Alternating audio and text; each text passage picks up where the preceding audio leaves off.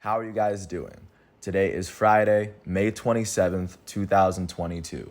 I'm James Sims, and for this episode of The Elite, I'm going to do an in-depth look, really quick, a nice glance over of the 15 players that were nominated by the writers and the media of the NBA to be named to the NBA's first, second, and third teams. Of course, for this, I'm going to review all the players' seasons just to give you a little bit of context and give you a little bit of understanding. Some of these players are making all NBA teams for the first time. Some of these dudes are making it, or one of these dudes was able to break a record for the most times making an all NBA team.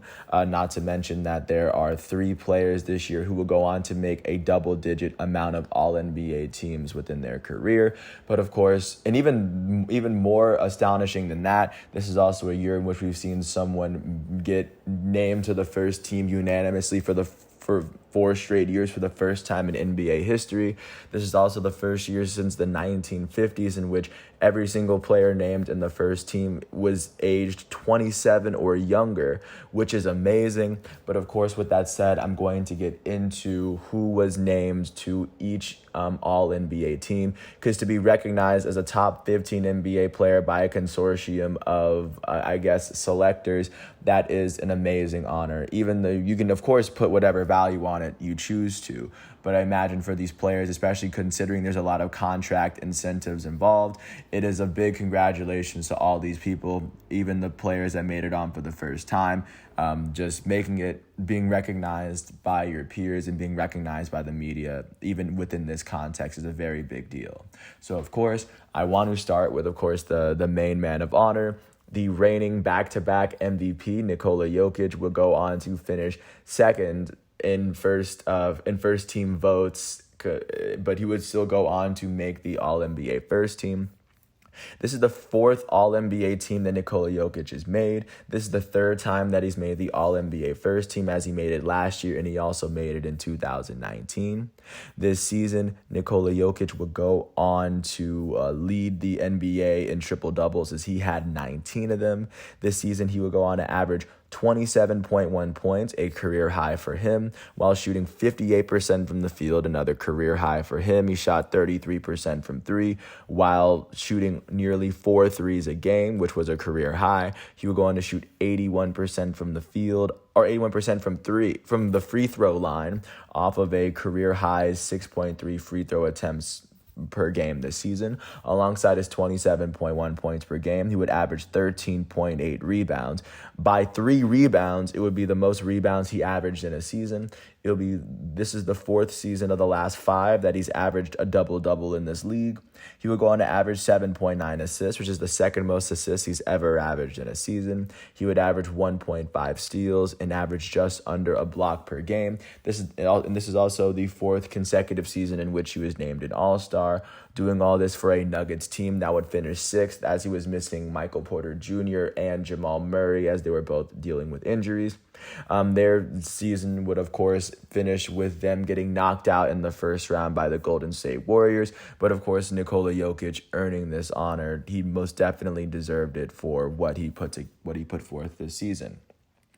Sitting alongside Nicola Jokic, the only player who was voted unanimously to the first team was Giannis Antetokumpo, the elite starting forward for the Milwaukee Bucks. He is the first player in NBA history to be unanimously voted in the last 4 seasons to do so consecutively, after he would go on to have quite the amazing season. This is the 6th All-NBA team he's made, as this is the 4th straight All-NBA first team he's made. He made the All-NBA second team in 2017 and in 2018. And not to mention that the Bucks they are the last team to have won a championship. So, of course, between this season and last, he went on to win a championship. But coming off of his championship season, he would go on to average a career high 29.9 points. This would go on to be the 2nd time he's averaged at least 29. This would be the 5th season in a row that he's averaged at least 25 per game. He did all this while shooting 55% from the field. This is the fourth year in a row he shot at least 55. The seventh year in a row that he shot at least 50% from the field. He went on to shoot 29% from three. He would go on to shoot 72% from the free throw line while shooting a career high 11.4 free throw attempts per game. Alongside his 29.9 points, he would go on to average 11.6 rebounds. This is the this is the fifth season in a row that Giannis has averaged at least a 25-point double-double within this league in a row. He would go on to average 5.8 assists. This would be the fifth time in the last 6 seasons he's averaged at least 5 assists per game. He would average over a steal and over 1 block. This would go on to be the 8th season in a row that he's been able to do that. Not to mention that also this season, he would go on to make the all-defensive first team as well for the 4th year in a row, as Giannis has continually shown that he is one of the best players that the NBA has ever seen, and he's still in the midst of it, as at 27, he is the oldest player on the All-NBA first team. He will go on to lead the Milwaukee Bucks to 51-31, tied with the Celtics and the 76ers for the second best record in the East. And the Milwaukee Bucks, as of right now, would see themselves get eliminated in the second round of the playoffs by the 2-seed Celtics, who are now leading the 1-seed Miami Heat 3-2 at this very moment. But of course, that's how that season would come to an end, as Giannis has been nothing short of spectacular this season. Sitting alongside Giannis and Nicola Jokic, getting the same amount of first place votes as Nicola Jokic was Luka Doncic, the elite starting shooting guard for the Dallas Mavericks out of Slovenia. In just his 4th season in the league, will go on to start 65 games in a season where the Mavericks will go on to finish with the 4 seed in the West. They will go on to beat the Jazz in 6 in the first round. They beat the Suns in 7 in round 2, as he would make it to the Western Conference Finals for the first time in his NBA career, where he would just lose to the Warriors 4-1 as of literally yesterday. This season, Luka Doncic will go on to make his 3rd All-NBA team in his career, as he would also make all the All-NBA teams he's made were first teams. He is also a 3-time All-Star as of this year as well. And looking at how he fared this season, he would go on to average 28.4 points. This is the 4th season in a row he's averaged at least 27 points per game. He did so while shooting 45% from the field.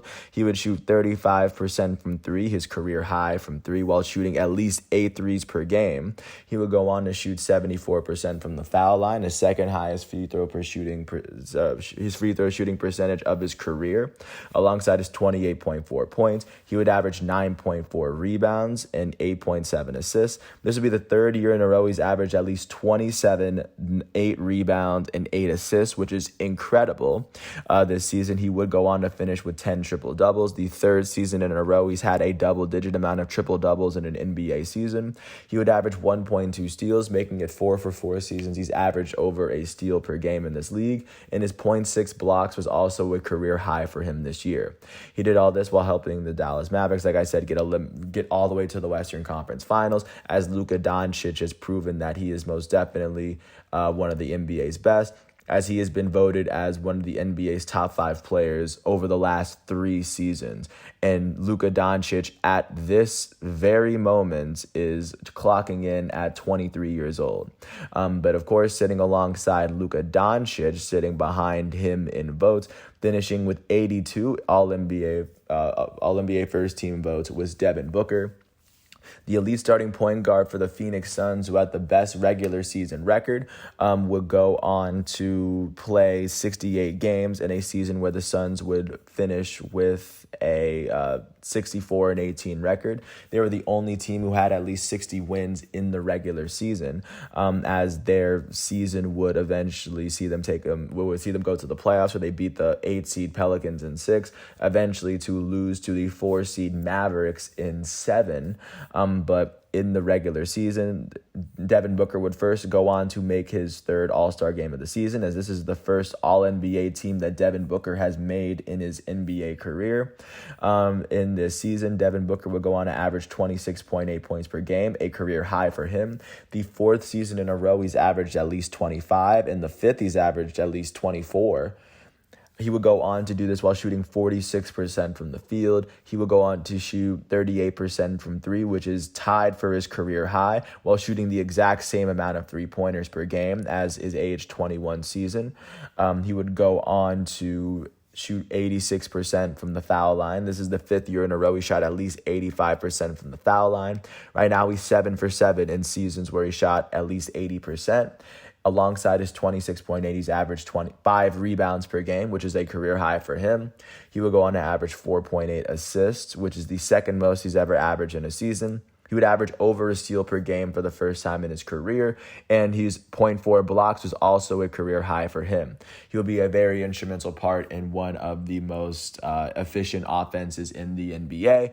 And following this season, of course, now Devin Booker, this is the first time Devin Booker has been regarded as one of the top 5 players in the NBA amongst his peers.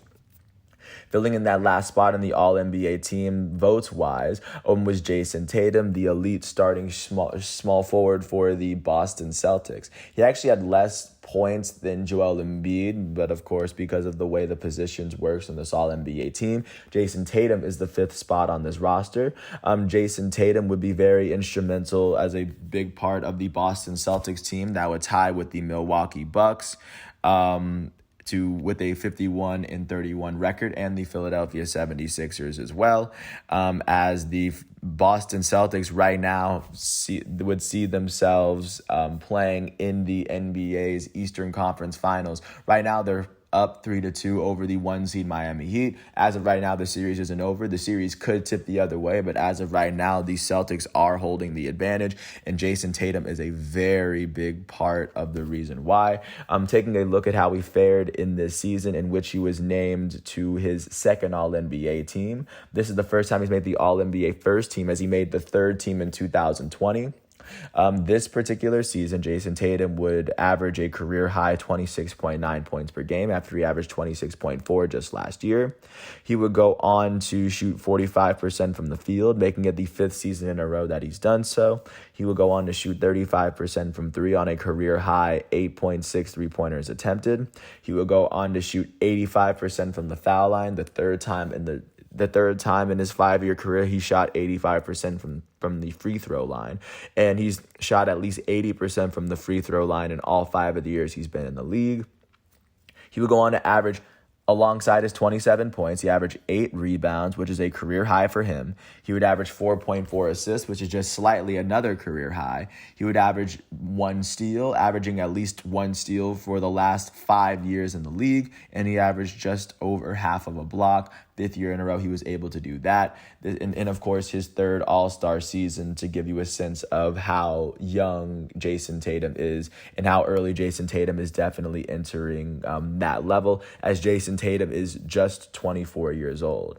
Just to give you a sense of how how dominant that first team is, Jason Tatum, with the least amount of votes, is right now the best player on the team that very well can make it out of the East, and a team that has a very good shot of winning the title. So that's the first team in the All-NBA. Of course, congratulations to the MVP, Nicola Jokic, Giannis, of course, Luka, Doncic, Jason Tatum, and Devin Booker, the first All-NBA team since the 50s in which all those players are 24 or younger. Taking a look at the players that were voted into the second team, the player that had the most votes on this team was Joel Embiid, who did end up as this season's regular season scoring champ, while playing a career-high 68 games for a Philadelphia Phillies team that tied for the second best record in the East.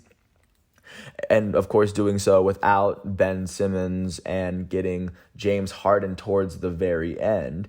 Joel Embiid will go on to make the All-Star for the 5th year in a row, by the way. This season, Joel Embiid would make his 4th All-NBA team, as this is the 4th year in the last, as all 4 of the All-NBA teams he's made have been the All-NBA second team. He made it last year in 2021. He also made it in 2018 and in 2019 as well.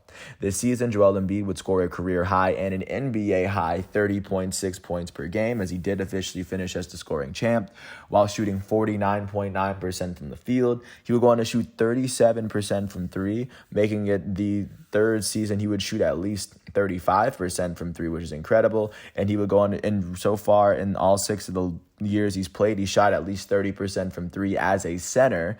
But of course, this is the second, so like this is a very high shooting 3-point percentage season he would shoot on the year. He would go on to shoot 81% from the foul line, making it the 4th year in a row he shot 80% from the free throw line, alongside his career high 30.6 points per game. First season he's averaged at least 30. In his third season he's averaged at least 25. He would average 11.7 rebounds, making it the 5th year in a row that he's averaged a double-double with at least 20 points. He would go on to average 4.2 assists, which is actually a career high for him. He would go on to average over a steal and over a block for the 2nd year in a row, as he averaged 1.5 blocks per game. So just to give you a sense of how well and dominant he's been playing, the Philadelphia 76ers season would take them into the playoffs, where they beat the 5-seed Raptors in 6 games. And of course, after getting his face fractured in the second round, or I guess in the first round, that those difficulties would carry on into the second round, where they would end up losing in 6 to the 1st-seed Miami Heat, as the Miami Heat are still currently playing. But right now, that there is no denying that Joel Embiid definitely deserved to be on an All-NBA team this year. Of course, many people are going to be in protest about whether he deserves to be on the first team, and I'm probably in that camp, but I'm not one of the people that made that choice, so of course I carry on. Carrying on with the second team, the player that got the second most amount of votes on this team was Ja Morant, the elite starting point guard for the Memphis Grizzlies. He will be instrumental in carrying the Grizzlies to the second best record in the Western Conference, as they had a 56-26 record, only 8 less wins than the Phoenix Suns. In a season in which he would take the Grizzlies to the playoffs for the first time in a bit, and he would make his very first All-Star team, he would go on to average 27.4 points per game, which is a career high for him. The first season he's averaged at least 20 in an NBA season. He shot 49% from the field, his second of 3 seasons that he shot at least 45. He will go on to shoot 34% from three, which is a career high for him, on a career high amount of attempts, 4.5. He would go on to shoot 76% from the free throw line. He would, alongside his 27.4 points, he averaged a career high 5.7 rebound. He would average 6.7 assists, and he would average 1.2 steals. The first time in his career he would average over a steal per game, as this is the first time that Ja Morant has ever been named to an All-NBA team in his career, alongside Devin Booker and Trae Young. And then, of course, the Memphis Grizzlies season, we would see them go into the first round, where they would beat the 7-seed Minnesota Timberwolves in 6 games, as Ja Morant won his very first playoff series, just for them to lose to the 3-seed Golden State Warriors, as the Warriors right now are the team that's going to represent the West in the NBA Finals as of right now, after just beating the Dallas Mavericks yesterday. Sitting right behind Ja Morant in All-NBA votes on the second team is Kevin Durant. The goated starting forward for the Brooklyn Nets will go on to play exactly 55 games in a season in which the Brooklyn Nets would go on to finish with the 7th best record, or they finished with the 7th seed going into the Eastern Conference, as they would go on to win their play-in game against the Cleveland Cavaliers, just to see them lose in the first round, get swept to the Boston Celtics, just to have people, of course, dog Kevin Durant after Kevin Durant would put together a pretty solid individual series for himself. But in his age 33 season, Kevin Durant would go on to, of course, make the All-Star game in the 12th consecutive season that he's gone on to play. Kevin Durant has made the All-NBA. This is the 10th All-NBA team that Kevin Durant has made. This is the 4th time that Kevin Durant has made the All-NBA second team, as the last All-NBA team he made was the second team all the way back in 2019. That was his last season when he played with the Golden State Warriors, as he was ineligible for his first season with the Nets because he didn't play enough games. But looking at how Kevin Durant would fare in the season that took the Nets to the playoffs, he would average 29.9 points per game. That is the third highest amount of points per game that Kevin Durant has ever averaged in his career. And this is Kevin Durant's 14-year career we're talking about. He would go on to shoot 51% from the field, as Kevin Durant, of course, loves to do. This would, of course, be the ninth consecutive season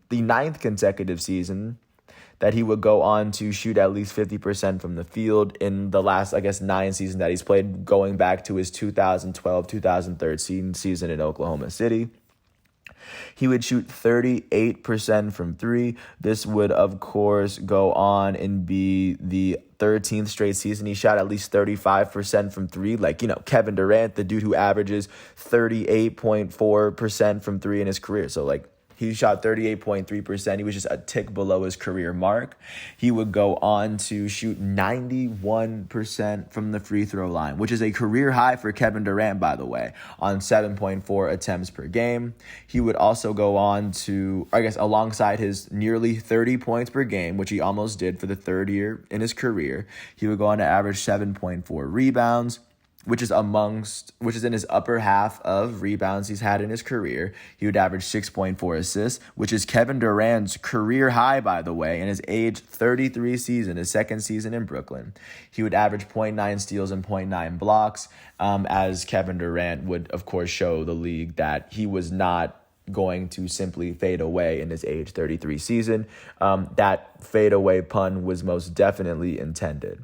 But sitting behind Kevin Durant in second team votes is the All NBA's goated starting point guard Stephen Curry. Stephen Curry will go on to make his 8th All NBA team. This is the third time that Stephen Curry has made the All NBA second team, as he made the first team last year after he was the scoring champ. Stephen Curry is, of course, the leading figure of the Golden State Warriors, who just made it into the to the NBA Finals after beating the 4-seed Dallas Mavericks in the West. Stephen Curry, within this season, will go on to make his 8th All-Stars team as well. As this season, he will go on to start 64 games in a season where the Warriors finished with the third best record in the West. Not to mention, this is also the season where Stephen Curry would break the NBA milestone for the most three-pointers ever made. That did happen in Madison Square Garden, which is actually kind of wild.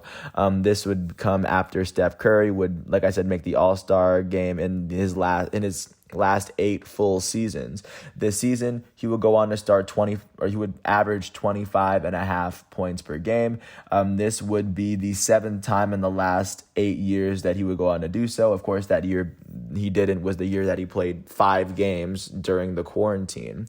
But alongside he would go on to average his 25 points per game while shooting 43.7% from the field. In a full season, that's actually a career low for Stephen Curry, along with his 38% from three, as prior to this season, every full season he's played, he shot at least 40% from three. But 38% is ridiculously high, considering the benchmark for a lot of these other dudes I said was 35%. This is, of course, the 13th season that Stephen Curry has averaged at least 38% shooting from three. He will go on to shoot 92% from the foul line. This is, of course, the 5th year in a row and the 7th time in the last 8 years. And this is, of course, the 9th time in his 13-year career he shot 90% from the free throw line. His 92% is, of course, was among the NBA's best. And alongside his 25.5 points per game, he averaged 5.2 rebounds. This would, of course, be the 5th season in a row, the 6th time in the last 7 years he's averaged at least 5 rebounds per game as a point guard. He would go on to average 6.3 assists. This would go on to be another season for Stephen Curry where he's averaged 6 assists. His career average is about 6.5. He would average 1.3 steals a game, which would, of course, continue his 13-year streak in this league of averaging over a steal per game. Even in a shortened season, he was able to do so. But this should paint a picture of how Stephen Curry is definitely not taking his foot off the gas, and considering the Warriors are the team out of the West, Stephen Curry is definitely a force to stay, and he was definitely rightly voted as one of the top 10 players in the NBA this year. And then, of course, holding on to that last spot in the second team All-NBA was Demar Derozan, as the all-star for the Chicago Bulls would go on to make his third All-NBA team. This would be the second time he's made the All-NBA second team, as the last time he made an All-NBA team was all the way back in 2018. In 2018, that would be his last season for the Toronto Raptors before he played 3 years with San Antonio. But in his first loan season in Chicago so far, he would start 76 games in a season where the Bulls finished with the sixth best record in the East, after they had the best record in the East for like the first half of the year. DeMar DeRozan would average 27.9 points per game, which is a career high for him. That's the second time in his career he's been able to average at least 27. The first time he did it was the second to last season he played in Toronto. He averages he's nearly 28 points per game while shooting 50% from the field. That's the second time he shot at least 50% from the field in his career. He will go on to shoot 35% from three, which is actually the highest percentage he's ever been able to shoot from three. He was also able to sink 87% of his free throws as well, as DeMar DeRozan would, of course, go on to, this will be his 11th year in a row that he's averaged at least 80% from the free throw line.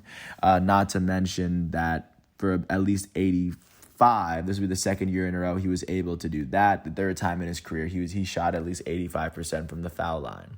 Alongside his nearly 28 points per game, DeRozan would average 5.2 rebounds, which would be about the fourth time in his career that he would do that. He averaged 4.9 assists, and he would average just under a steal per game, as he would be very crucial in helping the Bulls at least qualify as a playoff team.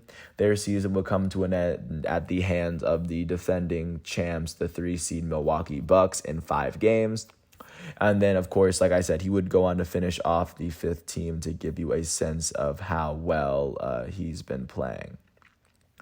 So I guess following DeMar DeRozan, looking at the players who were named to the All-NBA third team, the player who had the most votes on the All-NBA third team was Karl Anthony Towns. The elite starting center for the Minnesota Timberwolves would go on to, he would go on to be very instrumental, as he would play 74 games in a season where the Timberwolves would return to the playoffs as the 7th seed, as they would go on to win their play-in game in order to make it through, as they would go on to beat the Clippers. But in his age 26 season, Karl Anthony Towns would go on to make his second All-NBA team, as he had made the All-NBA third team all the way back in 2018, which was his third year in the league. In this season, in his age 26 season, Karl Anthony Towns averaged 24.6 points per game. This is the 6th season in a row that he's averaged at least 20 points and at least 9 rebounds a game, just to give you a sense of how well he's been playing. In all 7 years he's been in the league, he's averaged at least 18 and 9. This season, he would go on to shoot 52% from the field, which is about the 4th highest after his first 3 years in the league. He shot 41% from three, which is the 4th year in his NBA career he shot at least 40% from three. Every year he's been in the league, he shot at least 34%. Karl Anthony Towns would shoot 82% from the foul line. This would be the 6th season in his 7-year career that he shoot at least 80% from the foul line as a center. He would go on to average 9.8 rebounds, which is actually a career low for him. He was 0.2 away from averaging a double-double for all 7 years, but of course 9.8 is still virtually 10 rebounds a game. He would go on to average at least a steal and a block for the very first time in his NBA career. He would be one of 4 players to do that, I believe, this year, as Karl Anthony Towns would, of course, show that he was more of a force to be reckoned with. But the Minnesota Timberwolves season would come to an end at the hands of the 2-seed Memphis Grizzlies, as they lost in 6. As Karl Anthony Towns would go on to be voted to the All-NBA team for the second time in his career. LeBron James, the goated starting small forward for the Los Angeles Lakers, was named to the All-NBA third team for what would be the second time in his NBA career. The very first time LeBron was named to the All-NBA third team was his first year with the Lakers, back when he dealt with injury and the Lakers ended up missing the playoffs completely. And of course, LeBron making it 18 times, I believe that's more times than any other player has ever made it. Or I guess you'd have to make the All-NBA first team again to break that record. I'm not exactly sure. But making it 18 times in 18 All-Star seasons and just 19 seasons playing in the league is, of course, impressive. Comes so short. I don't even know how short it comes. But of course, LeBron James in his age 37 season will go on to average 30.3 points per game, which is a career high. The second highest for him. It is the third season in what would be his 19-year career that he would average at least 30 points per game. I don't even want to go into how many. I guess in 18 of those seasons, he's averaged at least 25 points per game. He would go on to shoot he would average just 30 points per game while shooting at least 52% from the field on the night, as he's a player who shoots over 50% from the field for his entire career. He's a player that would go on to shoot 35% from three. This would be the second year in a row he did that, as this would be one of many years in which he was able to shoot at least 35% from three. This season, he shot 75% from the foul line, which is the best. He shot 75.6% from the foul line. That is the best free throw percentage he shot since 2011-2012, which was his second MVP season in Miami. He would go on, alongside his 30.3 points, to average 8.2 rebounds. This would be the fifth season in his 19-year career that he would average at least 8 rebounds per game. He would go on to average 6.2 assists, which is probably one of the lower assist totals he's had. The last time he's averaged 6.2 assists was 2011-2012, back in that same season where he won his second MVP. And alongside that, he would go on to average over a steal and over a block. The last time he averaged over a steal and a block per game was 2009-2010, his last season in Cleveland. As since he left Cleveland, he has not averaged over a block a game, but of course he was able to bring that standard back. I think LeBron James is a player who's probably should have been on probably the first or second team, but either way, being recognized as the top 15 player amongst your peers, especially in age 37, is a ridiculous, unheard of feat that we haven't even seen in the game. So, of course, congratulations to LeBron James on being named to his 18th consecutive All-NBA team. I don't know how you can really doubt his greatness at that point.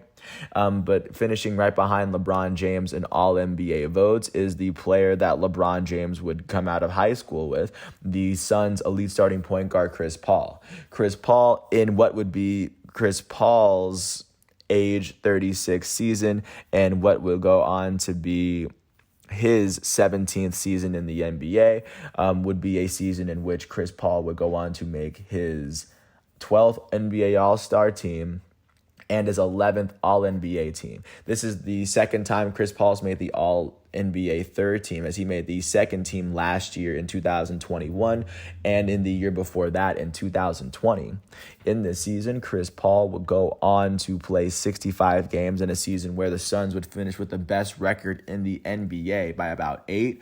Chris Paul did also go on to lead the NBA in assists for the 5th time in his NBA career, as the last time he did that was in 2014-15 in his 4th season with the Los Angeles Clippers. This season, Chris Paul would average 14.7 points, which is his career low. Well, I mean, he's 36 and he's 6 feet tall in a league where where the average NBA player is more than half a foot taller than him. And he would go on to average his 14.7 points while shooting 49% from the field, 3rd year in a row. And of course, this would be a year of many in which he shot at least 45. Being that tall, it's ridiculously impressive. He would shoot 31% from 3, which would be one of his lows, if not, I guess it's the lowest he shot from 3 since his rookie year when the New Orleans Hornets played in Oklahoma City. And then he would go on to shoot 83% from the foul line, which would be yet another season, which he's done every single year since he's been in the league, that he shot at least 80% from the foul line. His 83.7 is actually his career low. And alongside his 14.7 points, he would average 4.4 rebounds. He would average a He would average 10.8 assists, which is the 7th time in his NBA career he's averaged a double-digit amount of assists. It is the 3rd most amount of assists he's ever averaged in his career. He averaged 1.9 steals, which is, of course, the 17th year in a row. Every single year he's been in the league, he's averaged at least a steal a game. And he averaged 0.3 blocks. And like I said, he was very instrumental for that Phoenix Suns team. So when you take together all that and you add the context of the team he's on, the stage he is in his career, Chris Paul should definitely have been regarded as an all-NBA player this year. Sitting behind Chris Paul, as Chris Paul is the older end of the superstar All-NBA point guards. On the younger end, Trae Young will go on to make his first All-NBA team in his NBA career. As Trae Young would go on to make his second NBA All-Star team this year after he missed it last year when the All-Star game was actually held in Atlanta. He would play 76 games for an Atlanta Hawks team that would just squeeze into the Eastern Conference after he helped the Hawks win both play-in games. They would go on to lose in 5 to the first seed Miami Heat, who right now are losing in the Eastern Conference Finals to the Celtics 3-2 at this moment. But regardless, in Trae Young's age 23 season, he would average 28 points per game. This would be the 3rd season in a row he's averaged at least 25. He would do all this while shooting 46% from the field, which is a career high for him. He would shoot, and of course he would do this on 20 field goal attempts per game. The second time he's done that, he would go on to shoot 38% from 3, which is a career high for him. He also shot 90% from the foul line. The first time he's broken through that barrier. 3rd year in a row he shot at least 85, and so far he shot at least 80% for all 4 years that he's been in the league. Alongside his 28.4 points, Trae Young averaged 3.7 rebounds. He averaged a career-high 9.7 assists. This is the 4th year in a row he's averaged at least 8, and this is the 3rd year in a row he's averaged at least 25 points and 9 assists. That's a lot. Taking a look at the amount of, taking a look at the amount of steals, he averaged 0.9. This would be the 2nd most amount of steals he's averaged in a season. As, like I said, he would be instrumental in helping the Hawks make it to the playoffs, but they wouldn't make it as far as they made it the year prior. But, of course, Trae Young being recognized as one of the top 15 players in the league for the first time in his career, I imagine is definitely an accomplishment to him.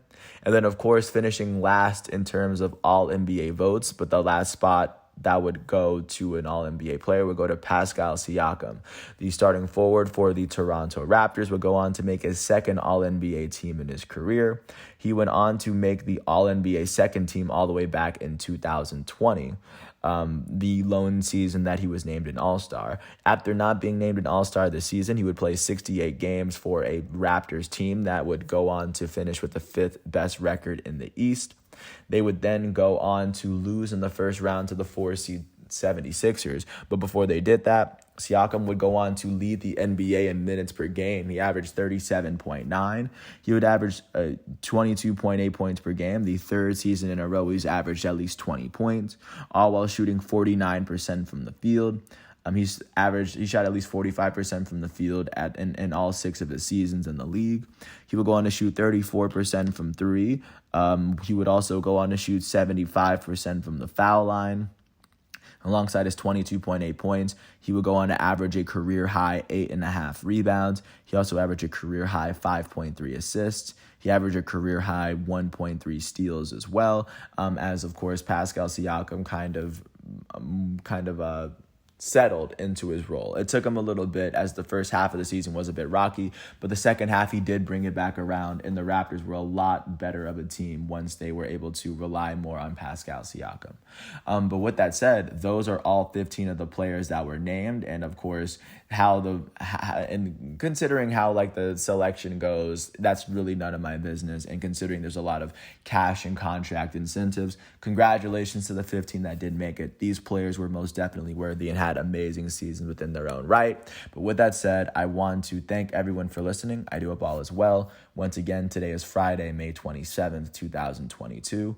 And after this episode, I will do an elite individual episode for a Portuguese soccer player. But until then, I want to thank everyone for listening. I hope all is well, and I'll catch you with more. And I will hopefully see more.